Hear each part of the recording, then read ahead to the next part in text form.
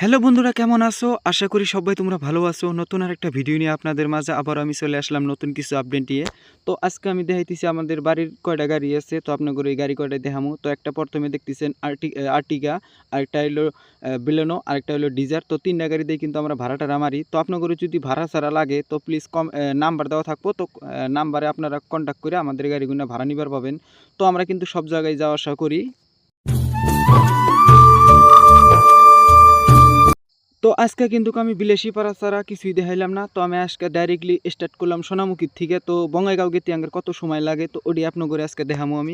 তো বঙ্গাইগাঁও গেতে কিন্তু একটা সুন্দর একটা জিনিস চোখে বললো, সেটা হলো হাতিপাতা শালবাগানটা কিন্তু অনেক সৌন্দর্য লাগে। দেখেন এই সাইডে কিন্তু গাছগুজালির জন্য আরও রাস্তাগুলো আরও বেশি ভাল লাগে।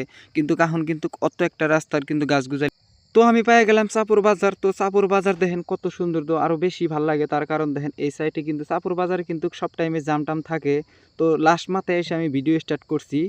তো খবরপুরে এসে আমার একটা সুন্দর একটা জিনিস চোখে পড়লো, সেটা হলো পাহাড় গুনা। দেখেন আর কত ভালো লাগতেছে। বুগলে এখানে ভাববেন যে আপনারা এমন কাজ একবারে বুগলে পাহাড়টা কিন্তু সেখান থেকে প্রায় 5 কিলোমিটার পরে কিন্তু পাহাড়। আপনি করে পাহাড়ের বিষয়ে একটা কথা কই, সেটা হলো পাহাড় যদি বুগলের থেকে দেখেন তো কোনো সময় ভাববেন না যে একবারে বুগলে আছে। মিনিমাম ধরেন 5 কিলোমিটার যাওয়া লাগবো। তো আমি একদিন এরকম হয়েছিল, আমি মানে ভাবছি যে বুগলে পাহাড়টা, তো গেতে গেতে প্রায় 5 কিলোমিটারের মতো গেছি, তাও পাহাড় আমি বুগলে পাই নাই। তো আমি পেয়ে গেলাম শালবাড়ি। তো শালবাড়ি কিন্তু কেটে কিন্তু তিনালি পেয়ে গেলাম। তো আমি ডাইন দিয়ে ঢুকমু আমি বঙ্গাইগাঁও। তো একদম সিধা বরবাটা যাবার পাবেন, গুয়াহাটি যাবার পাবেন, যে কোনো জায়গায় যাবার পাবেন। আমি কিন্তু আজকে সিধা গেতেছি বঙ্গাইগাঁও। এখান থেকে প্রায় 16 কিলোমিটার বঙ্গাইগাঁও গেতে সময় লাগবো আমার, প্রায় 5-7 মিনিট লাগবো।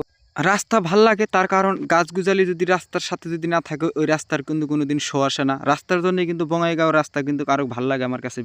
তো আমি কিন্তু ঢুকে পড়লাম বঙ্গাইগাঁও মেন টাউনে ঢুকে পড়লাম। তো তার কারণ কিন্তু আমি শর্টকাট আপনার করে ভিডিও দেখাইলাম। তো আপনারা ভাববেন যে এত তাড়াতাড়ি বঙ্গাইগাঁও কীভাবে আইলাম। তো আমি কিন্তু কিছু কিছু ভিডিও দেখাইছি, কিছু কিছু দেখাইনি। এত শর্ট আসলেও কিন্তু আমার ভিডিওর কিন্তু গোছ আছে। তার কারণ কিন্তু আমি গোছে গোছে ভিডিও গুনে আপনার করে দেখাই, তাতে যেন আপনারাও যেন ওরকম শর্টকাট যাবার পান। বঙ্গাইগাঁও সাঙ্গাইগাঁও যে কোনো জায়গায় যাবার পাবেন, আমার ব্লগ দেখবেন আপনার করে কিছু একটা রাস্তা আপনার করে মানে জানা। তো আমি কিন্তু বঙ্গাইগাঁও ঢুকলাম। তো ঢুকে এসে কিন্তু জামের মধ্যে পড়ে গেছি গা। তো জাম এনে থাকেই, মানে এই রাস্তার এই সাইডও পার্কিং, এই সাইডও পার্কিং। তো পার্কিংয়ের কিন্তু পয়সা টয়সা নেয়। তো আমরা কিন্তু সামনে গাড়ি ঘুরাই নিয়ে পার্কিং সার্কিং করবো এখানেই গাড়ি।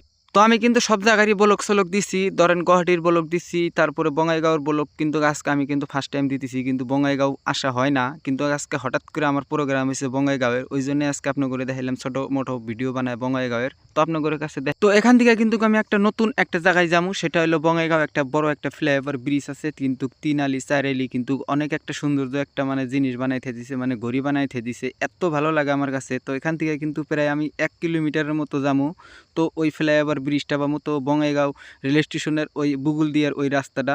তো বঙ্গাইগাঁও এই টাউনটা কিন্তু আমার কাছে অনেক ভালো লাগলো। তো আপনাদের কাছে কিরম তো আপনি করে যেটা কইছিলাম যে বঙ্গাইগাঁও আজকে ফ্লাইওভার ব্রিজে যাবো, তো এইটাই কিন্তু সেই বঙ্গাইগাঁও ফ্লাইওভার ব্রিজটা কিন্তু এটা কিন্তু নিউ বঙ্গাইগাঁও কয়। আর এই সামনের যেটা রাস্তা দেখতেছেন ওটা হলো বঙ্গাইগাঁও লয়ার আসাম।